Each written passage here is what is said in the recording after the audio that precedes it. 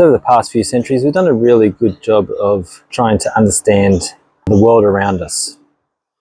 Our sciences have helped explain everything from quantum fields and particles to stars and galaxies. And most of this has been done through scientific approaches which look to observe and to understand. When it comes to the human world, however, sometimes it does become a little bit more difficult to interpret what we are seeing, and in particular to build reliable models for the way we as humans think and interact. Finance is an interesting juncture herein because this is a part of the human world in which we have, to a good degree, turned things such as preferences and values into, which means that we've found a way to measure key aspects of the human world. So our finance disciplines and data are heavily concentrated on very quantitative techniques to interpreting the human world. You know, if you look at the investment world and investment analytics, you look at the business world and business analytics, heavily driven by numbers, yeah? Even so, numbers often don't tell us the whole story. And more, we find the need for more qualitative approaches to research, whether this be academic research or whether it be practical industry or business research. So the question is, how do we go back the other way when it comes to finance? That is, how do we start bringing in some less quantitative methods into this highly quantitative world?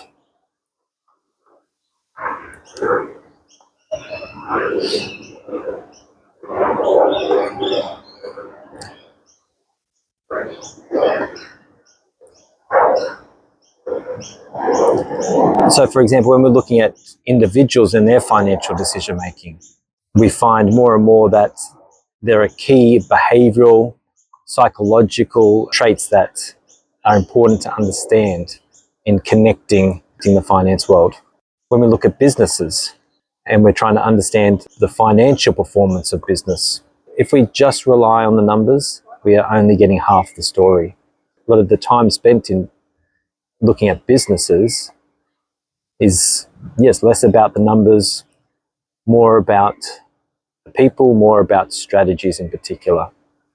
A strategic analysis, for example, might focus on things such as the manager experience, past manager performance, might focus on things such as key thematics and stories.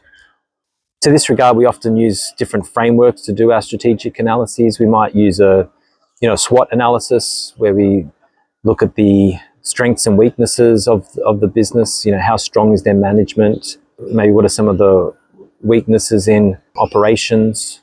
Opportunities. What are the external opportunities that are out there for a company? And threats.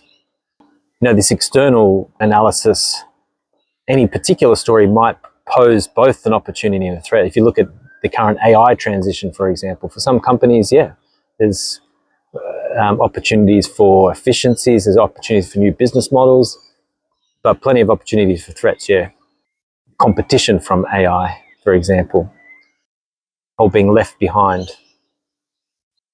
We might use other frameworks which help us to understand the business model of the company. How well do they do key functions? How well do they sell things? How well do they produce things? Or we might look at, from the external point of view again, look at breaking down the world into different key categories such as politics or social influences, economic influences, environmental influences. But herein we're trying to build a story for the company. And this is much more qualitative than quantitative. But we can stretch this analysis throughout other parts of our finance world. We can take it right to the top, macroeconomic analysis. What does general market sentiment look like? What does fear look like? Investor fear. Those kind of concepts. We can't objectively measure those things, right?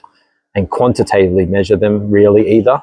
These are more subjective and qualitative measures. Now, eagle-eyed viewers may have spotted some familiar landmarks in this video, so to play the Where is Dr. Dan game, head over to my Substack to be the first to log your location guess. See you next time.